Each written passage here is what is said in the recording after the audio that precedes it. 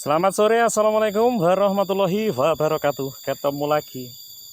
Ora oleh-oleh lho ya. Tentu. Ya, nek waleh ya wong petani kok waleh ndak boleh ya. Tetap semangat bersama apa namanya itu? Profesinya masing-masing. Nah, hari ini kita lagi berada di lahan. Saya berada di tepat di area ubi jalar yang hari ini memasuki usianya 22 hari pasca tanam ya. Bagaimana keadaannya ya kayak gini ya. Kita sudah melakukan pemupukan pertama kali ya. Nah, seperti ini. Ojo cepet-cepet oleh ngerabu. Kebanter teman.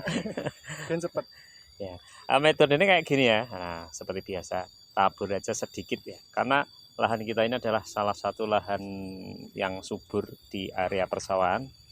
Kita memupuk ini di usia 22 hari ya. Biasanya untuk ubi jalar yang kita kembangkan pada lahan biasa yaitu antara usia 10 sampai 15 hari pemupukan pertama. Karena di sini sedang musimnya penghujan, kita melakukan pemupukan itu di usia antara 20 sampai 30 hari ya.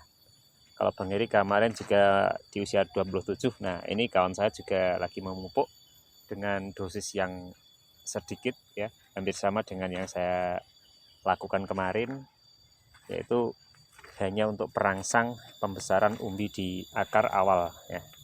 Karena kalau sudah posisi kayak gini, pemupukan kita berikan terlalu banyak nanti akan over. Jadi kita menyikapinya dengan metode menurunkan dosis atau takaran pada tanaman kita dengan pupuk yang kita punya ya. Bebas pupuknya opoe oleh ya. Itu tergantung selera. Tapi kalau di sini biasanya kita selalu memakai Ponska subsidi ya, yang harganya lumayan terjangkau ya. Karena kita selalu dapat dari kelompok tani kita ya. Nah, tapi kalau mungkin di tempat lain yang mungkin suplai pupuk dari pemerintah lewat kelompok tani itu tidak memadai, itu di sini pun saya juga pernah memakai non subsidi yang harganya selangit ya.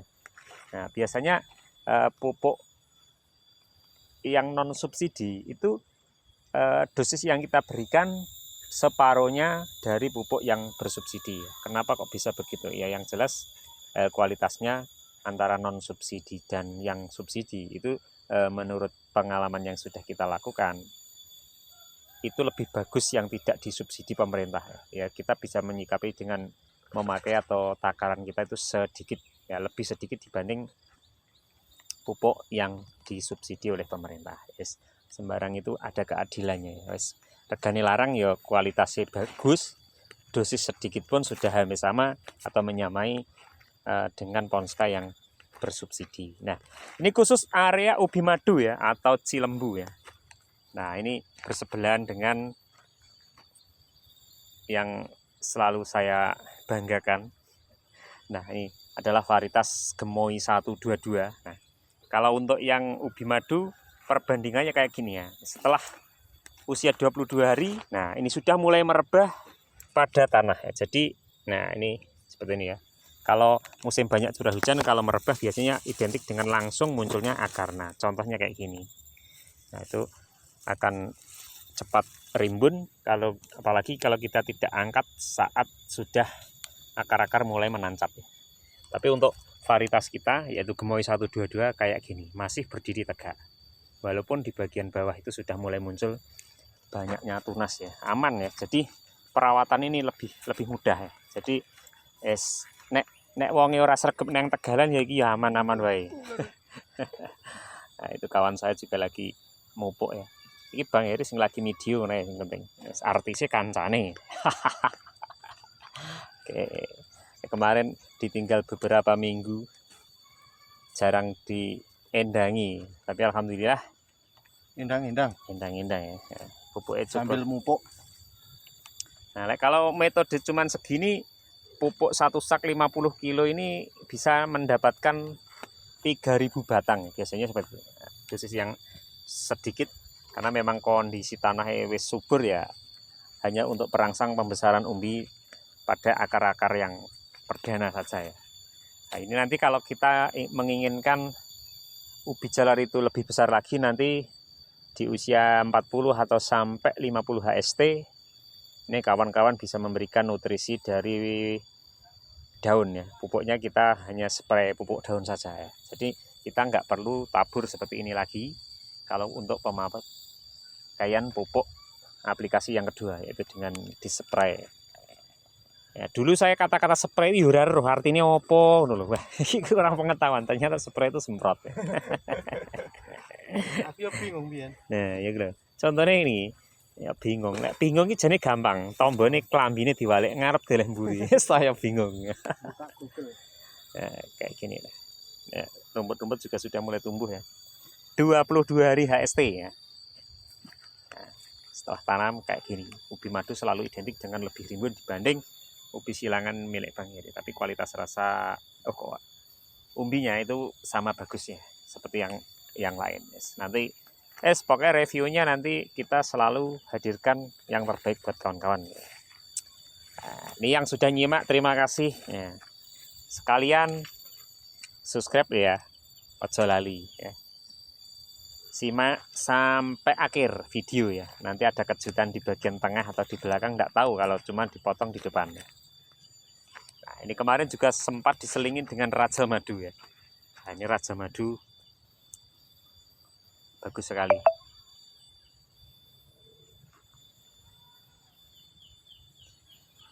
Ya alhamdulillah di siang ini seharian nggak hujan ya, karena di bulan ini kalau Bang Heri nggak ngupload video sehari itu tandanya di sini dari pagi sampai sore hujan ya. Tapi hari ini alhamdulillah ya lumayan hangat ya, kondisi ini hangat, langsung pupuk kayak gini. Nah ini nanti akan kita lakukan sampai sore ya, karena di akhir-akhir minggu ini suasana matahari kelihatan itu agak berkurang. Nah seperti itu ya. Ini untuk gading dong juga bagus ya, sudah sip. Nah contohnya gini, sudah mulai tumbuh dengan normal di usia 22 hari. Kemudian dilakukan pemupukan seperti ini. Nanti kalau kita videokan kembali 10 hari jedanya, wes pokoknya yes, moga-moga lebih subur lagi ya. Nah ini banyak yang kena serangan ulat monster ya, habis daunnya. Oke. Nah, kayak gini Wan, mantap banget ya. Untuk para petani tetap semangat ya, karena di tahun 2025 ini nanti jangan sampai ketinggalan channel Bang Heri, akan menghadirkan sesuatu yang lain dari yang lain. Pokoknya ditunggu apa kejutannya ya.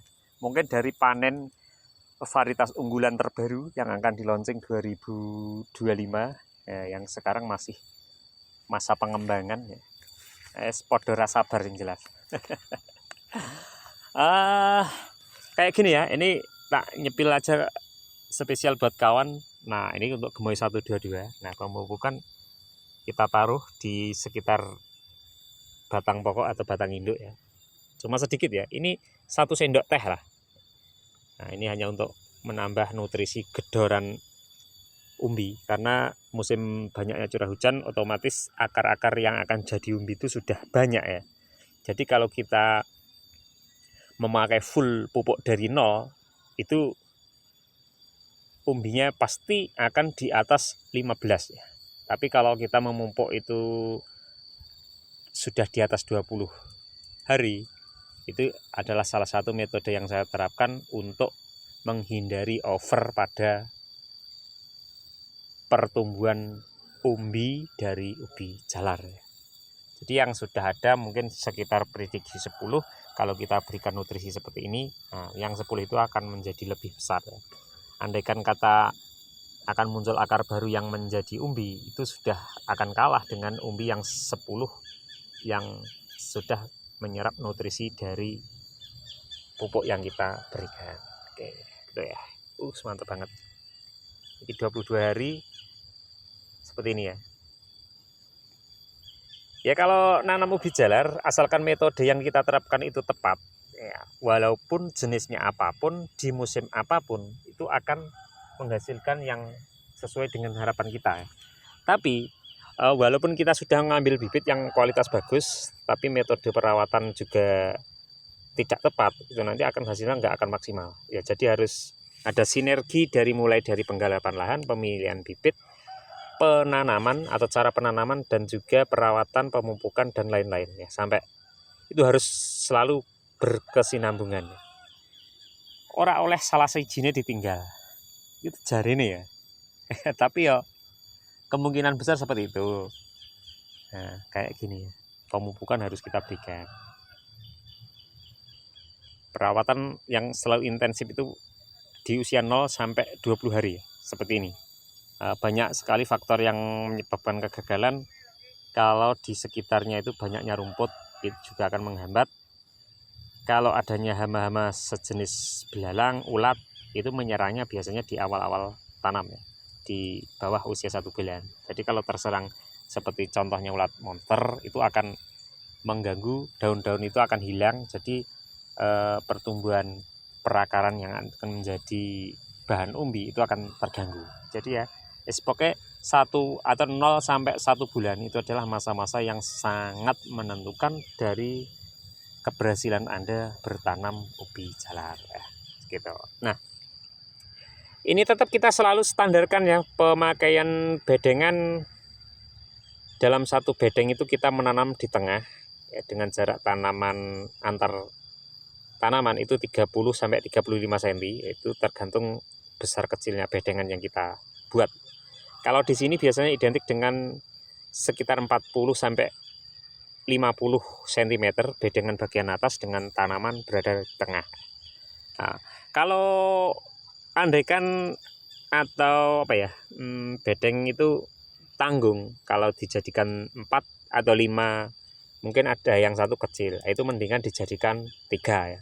Tapi ukurannya ada yang besar, ada yang kecil. Kemudian nek standarnya di sini biasanya kalau kita membuat bedengan selebar 80 cm, itu bisa kita tanami satu bedeng itu 2 baris kanan dan kiri dengan sistem orang Jawa itu untu walang ya, atau sistem mata gergaji ya. Jadi harus secara zigzag kanan dan kiri itu tidak selaras. Nah, maksudnya untuk sirkulasi udaranya biar dapat dan jumlahnya pun akan bertambah. Nah, seperti itu ya. Kadang ada juga yang hobinya menanam itu dalam satu bedeng ditanami kanan dan kiri ya. Itu boleh-boleh saja ya. Perawatan juga sama mudah. Kalau kita menghitung dengan metode yang saya terapkan, biasanya memang jumlah batang lebih banyak. Nah, tapi itu tergantung selera kita masing-masing. Semua metode tentunya pasti ada kelemahan, ada kelebihan masing-masing. Yang penting kita jangan teori satu itu terlalu kita pakai 100% ya. Nah, kita harus bereksperimen dengan apa yang kita dapatkan secara logika itu masuk akal. Jadi nek ada informasi yang kiranya masuk akal bisa dicontoh. Kalau kiranya yang hanya abal-abal ya abaikan saja gitu ya. Oke, ya sekilas saja buat kawan-kawan yang hari ini nyimak metode pemupukan ubi jalar yang kita lakukan pada usia 22 HST di musim banyaknya curah hujan. Oke, tadi ya. Terima kasih buat kawan-kawan yang lagi nyimak. Pokoknya mantep banget ya. Alhamdulillah. Tetap semangat para petani. Assalamualaikum warahmatullahi wabarakatuh. Salam tani Indonesia.